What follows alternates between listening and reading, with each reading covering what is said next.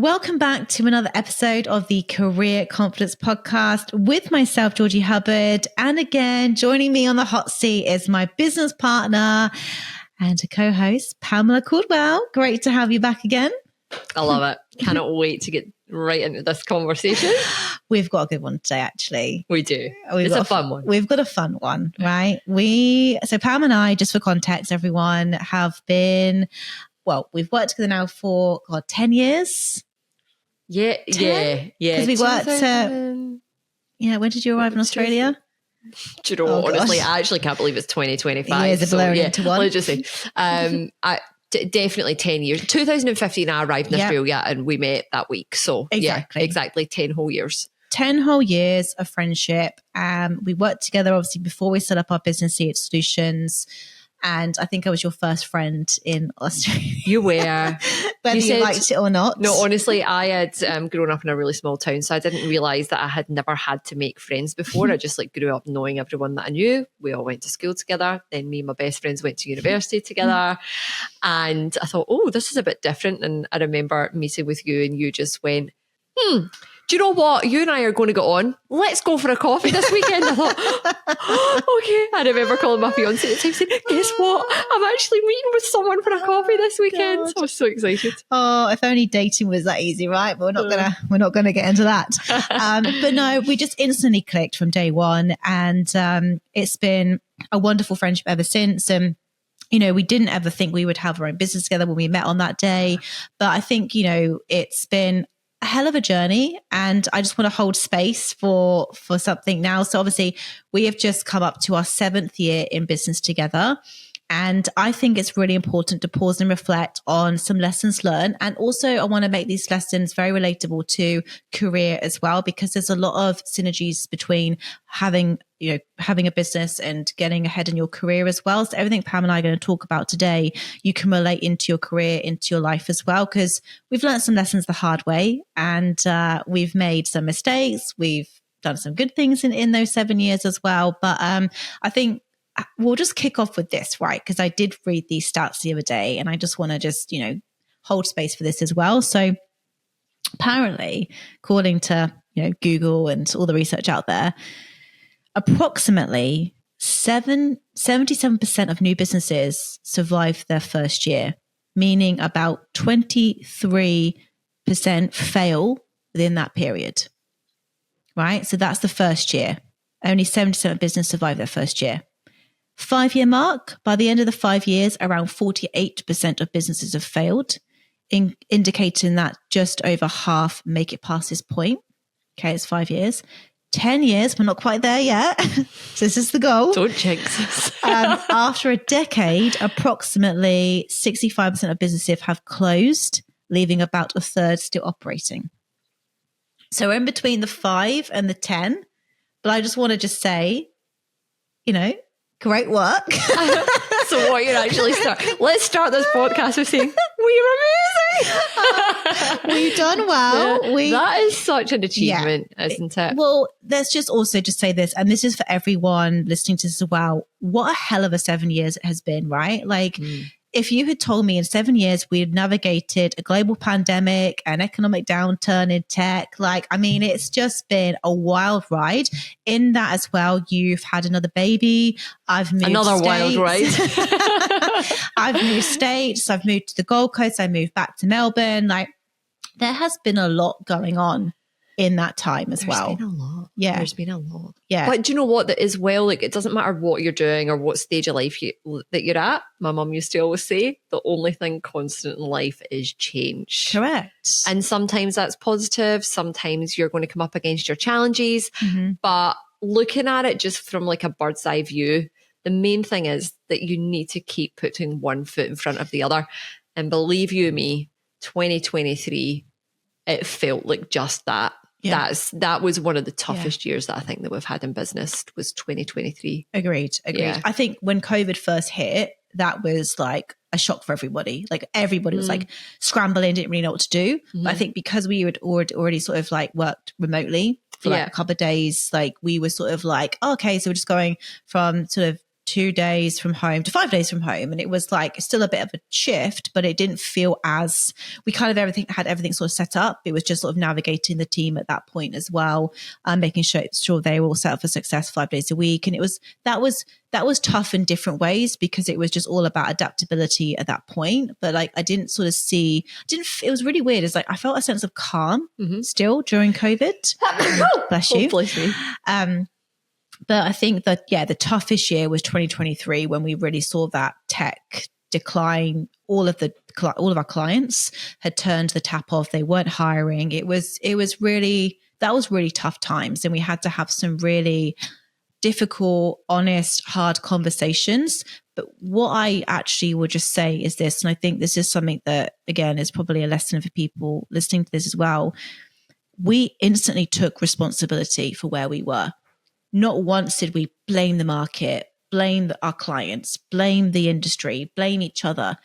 We sat back and was like, we are in this position because of ourselves, right? And if we got ourselves into this position, we're going to get ourselves out. And it was just that instant responsibility of everything that we took that I think was really empowering. Because I think what people do, whether they have a business, whether in their career, is they look to blame. And I think as soon as you sort of play the victim and be like, I'm in this situation because of this and this, because of the economy, because of mortgage rates, whatever, you then literally just disarm yourself. You give your power away. And I think that the one thing that you and I have always done really, really well is constantly show up and take that responsibility. If something goes wrong in the business, if something doesn't work, we own it. And we'll put our hand and say, right, I'm taking ownership for this. And I might say, no, you're not, I am. We might almost fight about, who's taking responsibility, but we've never pointed the finger at each other. And I think that is something that has probably why as well our friendship has remained so strong during these 7 years. Yeah, I completely agree. And I think it's just that ownership piece as well, like just owning it. I love what you said there, we got ourselves into this situation, we'll get ourselves out of it. And I think like that, not just like sitting back and spending that time and that energy wallowing, it's just like, right, okay, here's where we're at, reality check, what we're going to do. And we're very forward thinking, right? We can go back and dissect it in a couple of months' time when we've dug ourselves out of this hole, but for now, let's just accept where we are and let's get a plan to make sure that we're moving forward. 100%. So let's just go into some of the lessons now. And like I said at the start, you can really apply this to your life and to your career as well. So this isn't just about business. This isn't just about Pam and I. This is actually sort of, I think, some really key lessons that, we've learned, but also can be really transformational and hopefully beneficial for you and wherever you are in your life right now. And if you are somebody that is thinking about starting your own business, then hopefully this will inspire you and hopefully you can, learn some lessons and not make the same mistakes that maybe Pam and I have made as well. But I think that the first lesson for me that I sort of think, when you start a new career or you start a business, you can quickly get lost in is kind of, I guess, sort of like not aligning your values to really sort of like, so like when we started the business, I think it was really, really easy for us to sort of like push our values to one side. Yeah. And almost have like golden handcuffs and be so like future focused on what we wanted to achieve that we, in the process of that, probably made ourselves almost quite unwell mentally, physically, because we were just so future focused, right? So obviously my top value is health, yours is family. Now I neglected my health, and that was probably from more of a mental piece as well. I had this frantic energy. Like, that's the way I describe it. Like when we started the business to start with, I was frantic. I was waking up at silly o'clock after not going to bed until God knows what time, not prioritizing my sleep, not prioritizing my movement like I used to, sitting at a desk for 12 hours a day, not moving. And it really started to impact my health. And I think that this is probably what maybe some people don't sort of realize when they start a new career or they start any sort of goal, is they can almost lose themselves a bit in attaining a goal. And I think what I've come to realize over the last past 7 years, it's not about the goal, it's about who you become in the process, and making sure that you are living a life that aligns with what's important to you. Because if you don't do that, you can quite easily start to resent a business or a career. You can start to look in the mirror and not recognize who you are. You can feel guilt around the choices that you're making and what you're not prioritizing. So I think that's been a really important lesson for me over the last 7 years, of making sure I'm aligning my values with my goals as well and not losing sight of that. Yeah, I think it's really important as an individual to actually sit down and think about what your key and core values are going to be for now, because your values are also something that are very fluid as well. They're going to change and evolve. They're going to reorder themselves sometimes. And you need to have a finger on the pulse of that changing for you. And that's something that I was very unaware of. I hadn't even sat down to think, what are core values in 2018 when we started the business? I was very much a workhorse is how I would sort of classify myself at that time. 5 days a week in office, at the desk for 8:30, dropping my daughter off I had to leave the house at 7:03. I remember that because I had to be out the door for 7:03 so that I actually did not miss the tram, and just like living life in that way. I did have bad anxiety for a period of time. The business was doing very well, but I was probably really struggling in my personal life because I wasn't prioritizing. I wasn't aware that my family values were not where they should have been. And that's really ultimately what wasn't aligned for me. As I've grown my family, I'm very much aware of that. And I absolutely make sure that I have got the right blend for me to make sure that I feel that I am succeeding in all different facets of my life. But it's something that I need to be continually aware of. And there are some weeks where business comes first, but I'm okay with that. I make that decision and I'm consciously making that decision. So I'm at peace of the quote unquote sacrifices that I'm maybe going to have to make with family that particular week. But that's just what needs to be done. Sometimes you need to be willing to be really fluid with it and allow it to ebb and flow. Don't fight against it. But having an awareness of what your core values are, it helps you to make decisions in a really thoughtful way and just remain so aligned, because it's when you're not living in true alignment, that's when you end up with these feelings of anxiety, unease, migraines. Like, your body will show you when you're not living in alignment, but you need to sort of get close to that and come back to really identifying what those values are and making sure that any decision you make is very much in line with that. So I love the whole core values piece. Yeah. I was thinking as you were speaking then, it's almost like we've got these pendulums that can swing to either side, right? And it's like we always want to try and sort of maintain somewhere close to the middle. And like you said, sometimes the scales are going to tip, right? And there could be weeks where, we might be sort of like really on some delivery work. We might have just won a large piece of work and, we just know that week it's going to be full. Our diaries are going to be fuller than normal. I don't like the word busy, but, we're going to be maximized, right? Not overwhelmed, maximized, very way of language.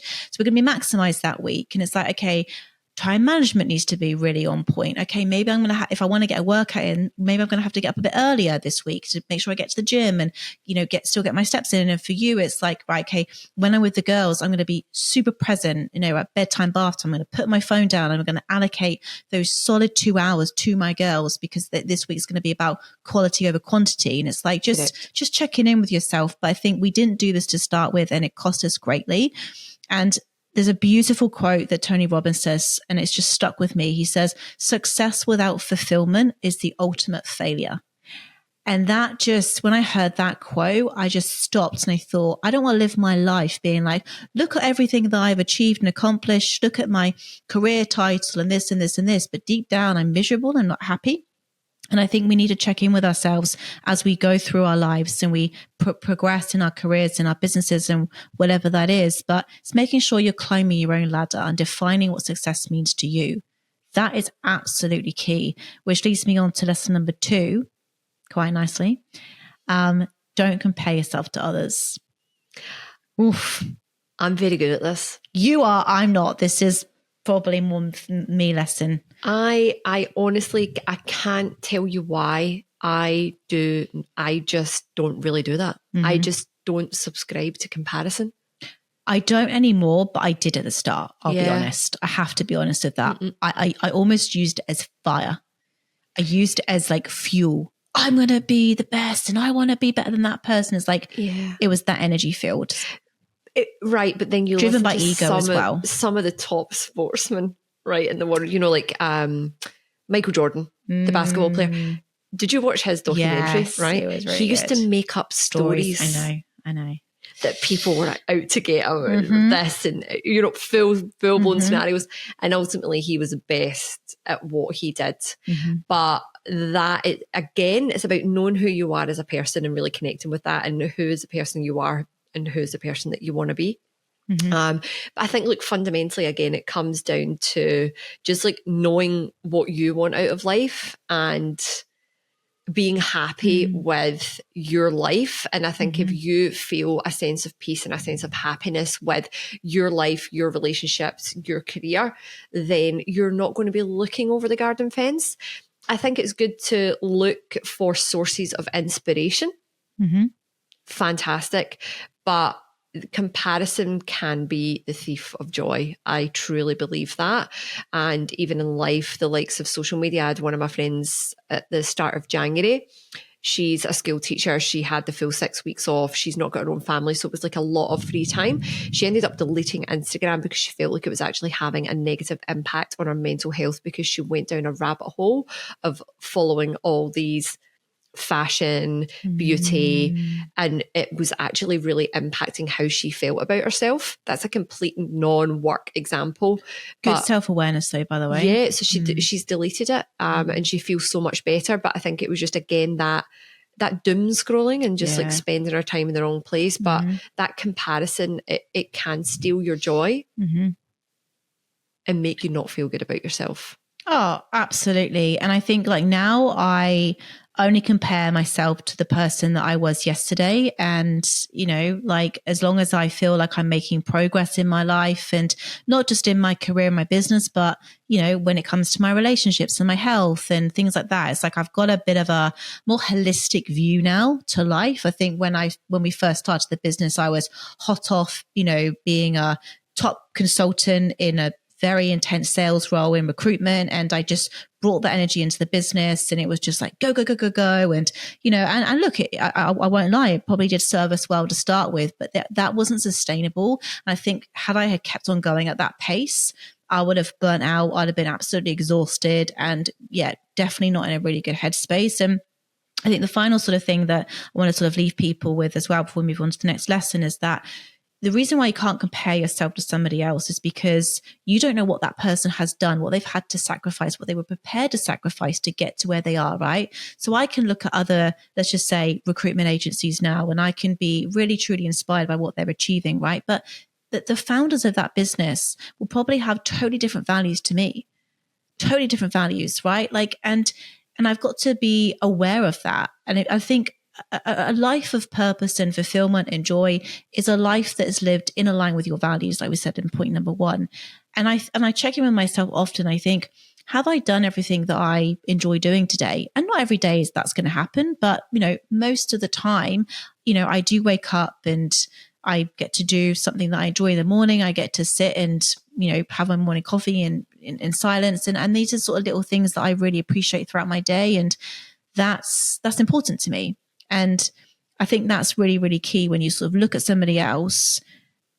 You know, you don't know what their values are. You don't know what the journey they've had to go on. You don't know what they've had to give up or sacrifice to get to where they are, which is why comparing yourself to others is just, like you say, the thief of joy. So big lesson for me was to stop doing that and just stay true to who I am and keep that authenticity.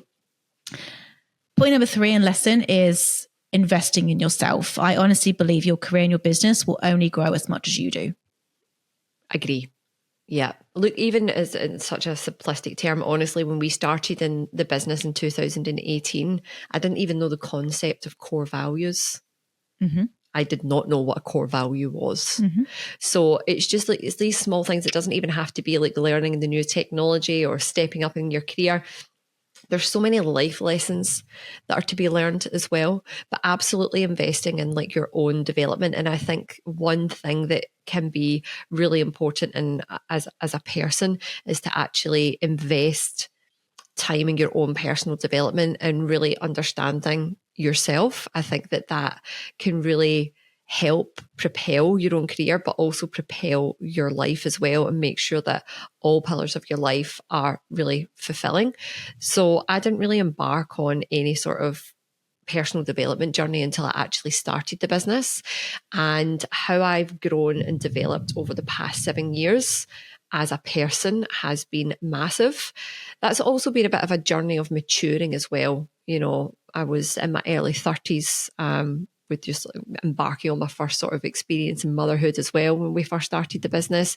So I've obviously matured over that time as well, but it's definitely something that if you give it the attention, you're able to cope with a lot more. You just develop a whole new skill set to help you navigate challenging times, tricky times that come up. And in terms of the past few years in business, what we've experienced in the past couple of years in our business has been really intense. It's been really challenging. We've been operating under very stressful and pressurized conditions. I have the tools to be able to cope with that because of the work that I've done on myself in the preceding 5 years. If we had experienced what we've experienced in the past few years, in the first few years of our business, I think I would have ended up in hospital. I honestly do. I don't think I wouldn't have had the tools to be able to cope with the pressure. But the fact that we were able to navigate everything that we have done almost with ease, from a mental perspective, a peace perspective over the past few years, that's not happened by accident. No. That's been a very intentional personal growth and learning and development journey that I've gone on. Yeah. And that's it. I think when we say invest in yourself, we're not saying go and do an online course in, engineering. It's actually, like you said, working on you internally, upskilling yourself with that emotional intelligence, that adaptability, that resilience, and that sort of self-awareness as well. So you can sort of constantly monitor and check in with yourself to be like, am I on the right track? Is this still serving me? That's absolutely key. So I think investing in yourself and, getting a coach or getting a mentor, like we have had multiple mentors and coaches during the 7 years in our business. And sometimes we've actually got them because we're just like, we kind of think we're doing the right thing, but we just want to make sure that we are. And sometimes you need that validation. Sometimes, when you don't have a boss, essentially, I guess, you can second guess yourself a lot. And sometimes I think all a mentor and a coach sort of does is just go, yep, you're doing the right thing, keep going. And it's just almost like that, like pat on the back to be like, okay, yep, I know I'm doing the right thing, but I just need to hear that from somebody else, because you can get in your own head sometimes, and you get in your head, you're dead. And I think like it's just making sure that, you've got those coaches and that support network around you as well, to keep you and steer you on track. So yeah, investing in yourself is absolutely key, whether you're in your career or starting a business. It's just imperative to do that. Fourth lesson that we think we've learned is confidence comes from action. You will never feel ready to take a promotion, to step up in your career, to start a business. I think the biggest lesson that I've come to learn about confidence is it comes from courage. And then from the courage comes the competence, and then the confidence comes from that. But if we just sit and wait, imagine if me and you had said, right, well, we're not quite ready to start our own business yet, so let's just stay in our jobs for another sort of year or two, and we'll just, we never would have got going. No. We had no idea what we were doing. I didn't feel ready at all. No. But that's what naivety also, like blissfully unaware of the challenges that lay ahead. But we just sort of dived in and we just, burnt the boats, and we just had to paddle and figure it out along the way. And, 100%. We're still here. We've survived. But I think that you've got to act. You got to step outside your comfort zone. Like, you're not going to build confidence sitting on the sidelines waiting for somebody to tap you on the shoulder and say, you're ready now. Never going to happen. You have to act. If you have a goal, if you have a dream, if you want to do something in your life, you have to take action. Yeah. Don't worry about the what ifs. Right? Yeah. Because what if you regret not trying? right? That is the biggest point. Correct. And, you know, I'll give like an example from over the past couple of years, because one major thing is the events that we've ran with Sisterhood Club. Now, there were so many what ifs. I mean, we could have fell flat on our backsides. Yeah. We could have, honestly, we'd never ran an event before. We really didn't know what we were doing. We were winging it left, right and centre. We managed to gratefully pull together 3 people that wanted to speak on this panel, you know, but they were like, so there was loads of what ifs leading up to that. And then we're like, but what if no one comes on the night? You know, all these what ifs. But if that's what we focused on, then we wouldn't have achieved what we have with our events. And we've now ran 7. We upgraded our space. We're like, let's back ourselves. And, you know, but that all came from the courage to take action. So you're so right. I like that confidence comes from courage. That is really, really key. But do not allow your brain is such a powerful tool in your body. Do not allow it to tell you no or hold you back. If you find yourself focusing on the what ifs from a negative angle, flip it to the what ifs from a positive slant, and that'll give you the courage to take that little step and go for it. Actually, you've spoken to quite a few points, so I'll say the next one. Oh, sorry. Next. No, it's really good. It's really good. But yeah, you're so right. And I was even thinking about like this podcast as well. And we just decided to start this as well. Like there's been so many things that we've just decided to act and just go, what's the worst that can happen? I think that's also been our sort of mindset throughout, because I do think as well, and this is now this is going to be lesson number 5, no risk, no reward. Right? Yeah. You have to sometimes take some risks in your career, in a business. Like you cannot sit in the sidelines of your life. You have to sometimes put yourself out there in these uncomfortable positions, right? And I think a really good way of making decisions, and I really like this sort of thought process, is coming up with like, right, what's the likely case?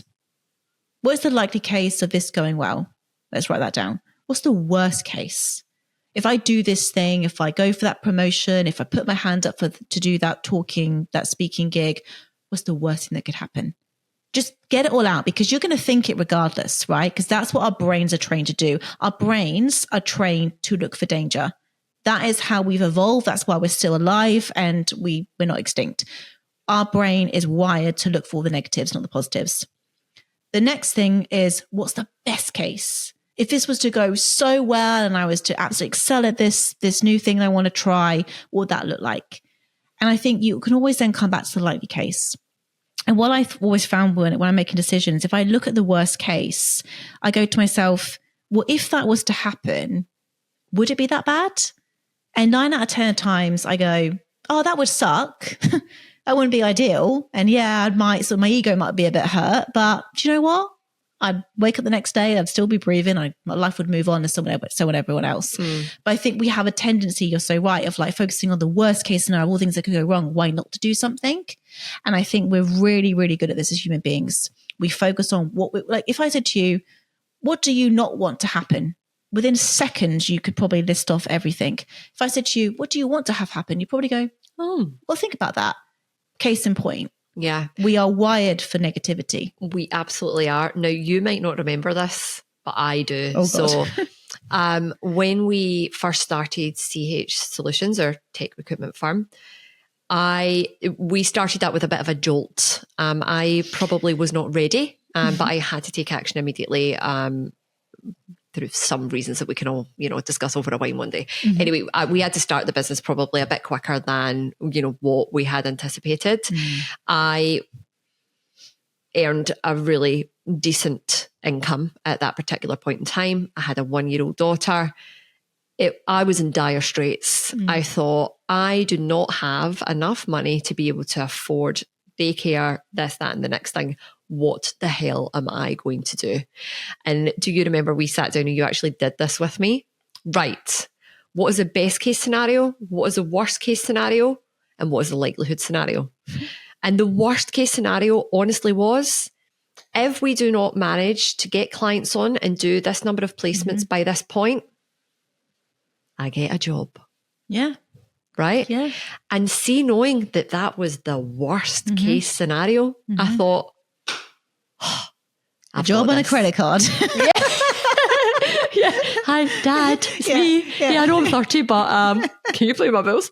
But as soon as I had made peace with the fact that getting a job was my worst case scenario, really, I'm good. Correct. And then it just freed up. I felt this worry just dissipate. It was like a physical feeling. Yeah. Like I felt the stress physically leave my body. I can't describe it.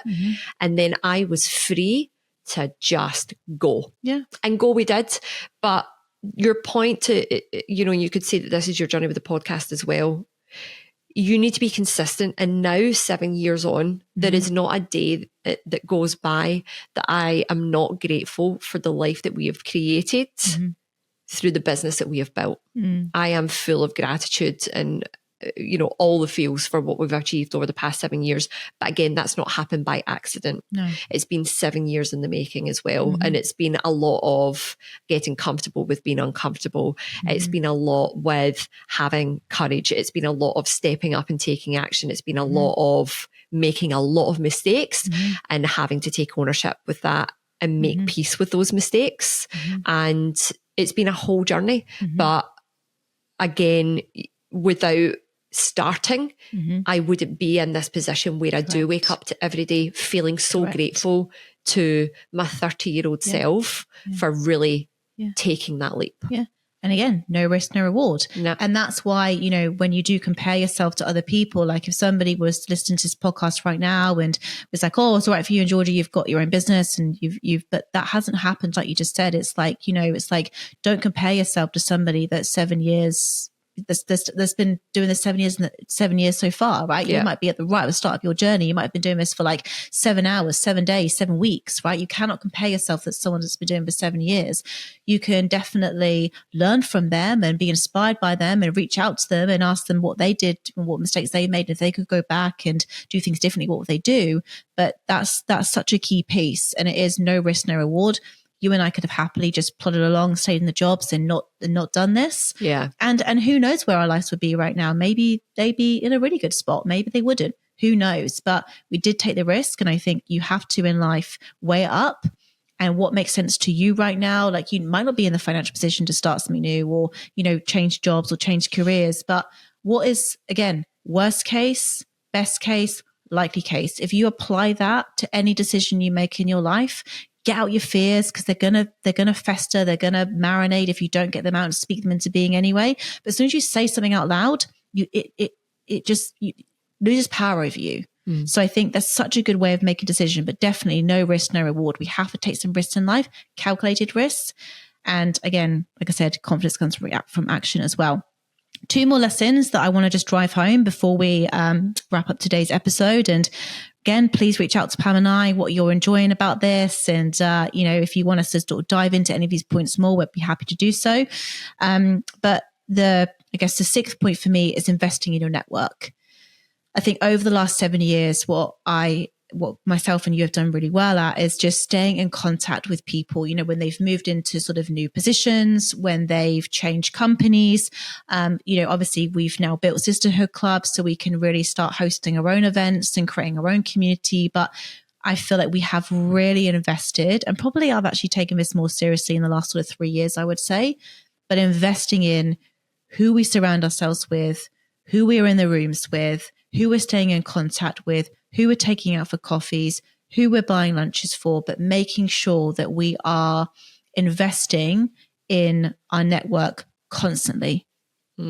That's key. I completely agree. And I think it's being able to get your professional network and your professional relationships to a point where, you can have like real, raw, honest, authentic conversations. And that ultimately was the vision that we had when we started Sisterhood Club. That's the type of community that we wanted to grow and evolve, is just to be able to bring people together to create a bit of a safe space for people to make connections. When you get to a certain stage in your life, I feel as though it can actually feel a bit clunky to meet new people. You can start to, feel a wee bit socially awkward, like meeting new people. And the reality is that a lot of other people feel that way as well. So creating that safe space to be able to allow those professional connections to really thrive from a place of authenticity and feeling like you can share stories and figure out like, I feel as though I really connect with her. I've really liked I've experienced that too. that is so powerful. And that's hopefully what we're really going to continue to grow and evolve with Sisterhood Club. But definitely investing in those professional relationships. I think from a professional standpoint, I think by what we've created with Sisterhood Club as well, it's actually allowed us to do a little bit of give and take. Sometimes, you know, when you operate in a purely recruitment capacity, you can feel sometimes as though it's just like, oh, do you have a role that I can have? Do you have a role that I can have? And we really did get to a point in our career where we wanted to give back. I want to be able to give my professional network something now. And what we've created and built over the past few years with Sisterhood Club has allowed us to do that. And I think that that's only served to really deepen the professional relationships that we have with a lot of our network, and some who now I would say are actually friends. Yeah. And that's just a beautiful place to be. But absolutely, like, investing in your professional network is massive for so many from so many different angles. And as that sort of grows and evolves over time, it'll boomerang back. But what I would say is just always be prepared to give and receive, give and receive, give and receive. Just be conscious of not always be the one asking for advice or always wanting something. Like, you know, you've got a lot to give as well. Absolutely. And yeah, such a key thing that we've done over the last 7 years, and we'll continue to do so as we move forward into that 10-year. That's the goal, right? That's the goal. Final lesson. And God, I mean, this could be a whole podcast in itself, because it is something I know we're both really passionate about, is just like creating those healthy habits, right? If you want to have a successful career, business, whatever your goals and aspirations are, you need to create some healthy habits. Like, you know, you've got to think about longevity. You've got to think about sustainability.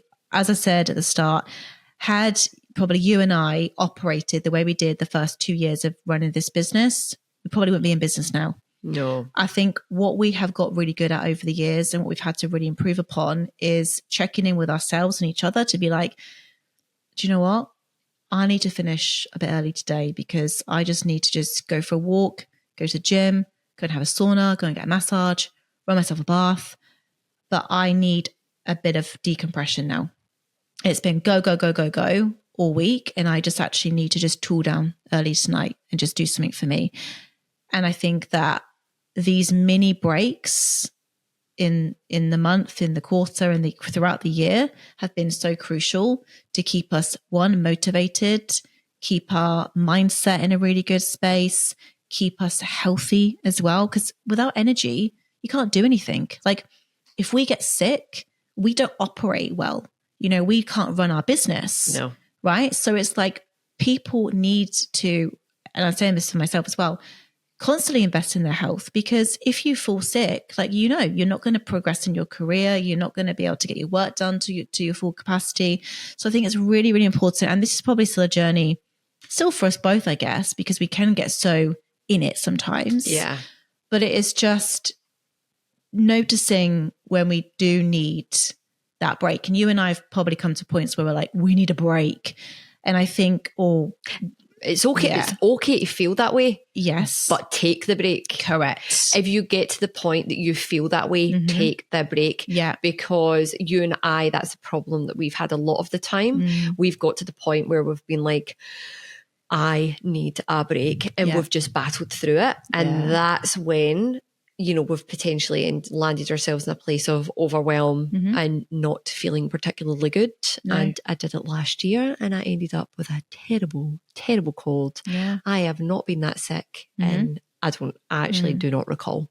It floored me. Yeah. But that was the point. I hit an actual wall at that point. So I think if you feel that you need a break, you got to take it. Yeah. And you might not be able to be in a position where you're able to take a week off, but get yourself to a sauna. Yeah. Go for a cold dip, massage, or a walk on the beach. Yeah. Yeah. It doesn't have to be like a week in Bali, right? It can literally just be this weekend, phone in a drawer. Because I think often it's like technology. Like, I love technology. I'm all about tech, but also it can suck your attention, steal your attention. I think sometimes weekends I have like a technology free weekend where I will just be off my phone, laptop be put away, and I would just be like getting stuck into a good book, being out in nature, spending quality time with my friends, my family, my husband. Like, I'm just very, very aware now that I need to pull back, or I need to just finish early today, do something just to look after my health, because I want to be in this for the long run. This is a marathon. It's not a sprint for us, right? And it's like, if you don't constantly give yourself that break, give yourself some downtime, whether that's in your week, your month, your quarters, your year, you are on the fast track for burnout. You know, like if you're not getting enough sleep, if you're not getting enough movement in, if you're not eating correctly, if you're not doing something to, you know, clean your mind through meditation and journaling every week, you're going to see some signs that you're going to start to feel fatigue. You're going to lose that energy, that drive, that determination, that motivation. And I know the biggest thing for me, like when I know I'm sort of going in a bit of a bad direction, is I will just lose that motivation.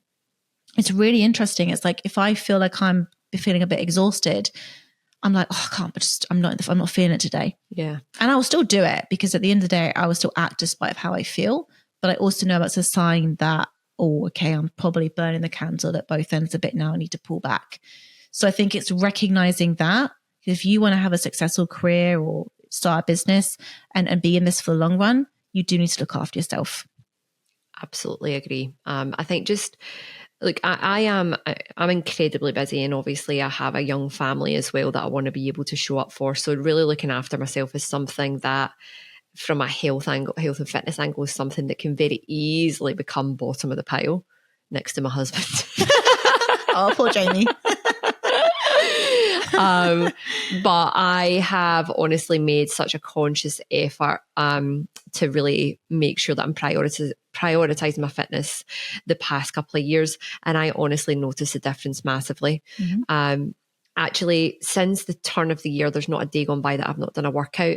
And I'm not saying that I am in the gym for an hour and a half every day of the week. I'm not. It's been a blend. You do not need to. It's been a real blend. I've actually got a cross trainer in my garage as well. And in the morning, I honestly, sometimes I'm like, oh, I just want to have my coffee, and I just wanted to, I'd rather not. Mel Robbins, 5, 4, 3, 2, 1, get up, get on it. Get on the cross trainer, or get to the gym, whatever it is that I'm going to be able to allocate my time to that day. If I've got a bit more time, I do go to the gym because I want to enjoy it, and I want to be able to have like a full experience. But the days that I'm time poor, and whether that is 15 minutes, 20 minutes, half an hour, it's not longer than 40 minutes but I get it done. So it's just about creating it as a healthy habit. And as soon as you start to feel really good about what you're doing, and you feel better about moving, then I think like habit stacking and just like finding those little moments. It doesn't matter whether you've only got 5 minutes to meditate or you've only got 10 minutes to, you know, do a bit of exercise in your garage. Just do it, and you've started the day doing something for yourself, and it'll pay off. Or another little trick is just get some music on when you're making the kids breakfast and do a couple of, you know, shuffles squats up and down. Dances and, you know, absolutely. And it makes you feel good. Like if I ever get in a morning, I'm feeling frustrated, I've got an idea about how my morning's going to go, the kids decide that it's not going to go that way, and they absolutely rule the roost because, you know, if a 2-year-old's in a bad mood, they're in a bad mood, and they're taking everyone else down with them. But put the music on and change the tone. Like your energy gives off more than you know. So you're in charge of your own feelings. Or, you know me, I'm all about that energy. I'm like, right, there's some negativity in here today. Let's swap this up, you know, because I am a big believer of like, you know, what we give out, we get back. And if we're constantly in this place of negativity or focusing, and again, I think it all comes down to what you focus on. I do believe that like we don't see reality as it is. We see it through the lens that we look through it, right? So if we're constantly focusing on the things that are wrong with our life, wrong with our careers, wrong with our health, wrong with this, wrong with that, we're going to have pretty negative lives, and we're going to start to feel really crap about things. Or we could flip that and focus on all the things that we can appreciate. And there is always something good. That yes, there's always something to moan about, but there's also something to really focus on and be grateful for. And every single person in their life, like the fact that you woke up today, you know, and you're breathing, the fact, like, you know, I heard something the other day. It said that, you know, imagine if you went to work today for the last time. And it's quite a morbid thing to think, right? But how different would you be? And sometimes I think we need to check in with ourselves. What if it was the last time tonight that you got to see your partner? How different would you treat them? And I think it's just that constant reminder of like not taking our health, our careers, our business, our friends, our family for granted. But it's all about the mindset and the lens that you look through things. And I think where focus goes, energy does flow. And you're so right. You get to create the energy that you bring into every single day. And that's why every morning without fail, I will, whether it's, sometimes the mornings only have 10 minutes if we've got to be up and out for, going to meetings in the city. But I would still spend the first 10 minutes of the day focusing on what I'm grateful for, how I want to show up that day, what my intentions are. And it just sets the tone for my day. And then I will go off and do some movement. And that is how I start every single day. Sometimes I have longer and I give myself more time, but there's not a morning that goes past that I don't do that. And sometimes things will go wrong in the day. And sometimes sometimes? Sometimes? I wish it was just sometimes. Sorry, let me correct myself. All the time something will happen in the day, right? But again, and I don't always do this, but I like to think I'm getting better at this. I will check in and be like, hang on, what intention did I set at the start of the day? Who did I say I wanted to be today? Right, am I acting in alignment with that person now? No, I'm not. Right, go for a walk around the block, have a word with yourself and come back as that person. And it's just this constant like reframe, but I have to do it. It's a daily practice. It's a daily habit that I've implemented into my life. Not every day is freaking perfect. I won't lie. Some days, women out there, the few hormonal changes going on throughout the month. I'm on a bit of a tight fuse today. But you know what I mean? It's like most of the time I'm good. I recognize, right, this is not who I want to be. This is not the energy I want to put out into the world today. So healthy habits, looking after your mind, looking after your body. I can't speak about it enough. It could be a whole podcast episode on itself, but that's a really big lesson because we didn't do it at the start of the business. Our mental and physical health did suffer from it. We were exhausted. We didn't have a good energy. We would, be a bit short and snappy and, focus on probably all the wrong things. And it's still a practice because sometimes we'll get to the end of the week. There'll be amazing things that have happened that week. And it could be one thing that's gone wrong. And you and I be like, oh God. Yeah. And it's a check-in process. Like, hang on a minute. And we've got better. Yeah, that thing happened. That was annoying, but look at all this other stuff that's happened. How amazing. Yeah. That's my one thing for 2025. I want to be able to let things go quicker. Yep. Can I hold on to things and overthink it? I wake up at 2 a.m. and I'm like, but reliving it. There's always stuff, we're all a constant work in progress. Exactly. So we'll just stop there because, me and you can just keep on chatting for hours on end. But hopefully there has been something in today's episode that you can relate to and that's really helped you wherever you are on your journey as well. So as always, we love hearing from you. So please reach out to Pam and I. We hang out on LinkedIn the most. So reach out to us over there.